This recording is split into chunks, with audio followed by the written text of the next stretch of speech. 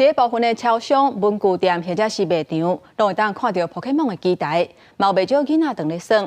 不过，若照法规来讲，是袂当设伫咧主题区或者是非商业区。根据调查，伫台北有30个个所在有违规设 Pokemon 的机台，市府要求业者都要伫咧9月底进前甲机台刷走，而且嘛请业者爱倒扣坑遮的囡仔，唔通耍伤久。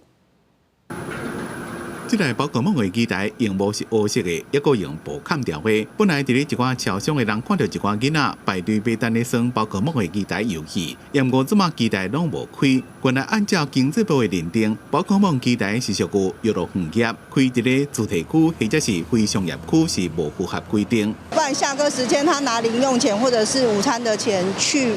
就是省下来，然后去打卡，那个其实打卡这样也蛮贵的。如果他想玩，还是会带他来玩，会有一定的金额上限。希望住宅区不要有这个东西。应该吧，因为我看大家蛮迷的。台北市统计到6月底为止，总共有100个所在有设宝可梦的机台。不过按照台北市土地使用分区管制处理条例，宝可梦的机台应该设伫咧商业区。 因为包括部分的超商、文具店、卖场拢有采这种机台，稽查发现有30多间无符合托管的规定，9月底进前就要剔除。生物器件是不符合托管的规定，因为一般那个机台都是设置在超商的情形比较多嘛，机台如果移掉的话，那它可能就回归到超商本业去认定。因为新北市是有18个所在，伫咧学校周边100公尺的范围内有采宝可梦的机台，市府要求业者开会，请业者家己检视营业 场所会承认坑道的方式，所来就会启动正式的稽查。请这个范围内的业者先帮我们的忙，还没有认定清楚之前，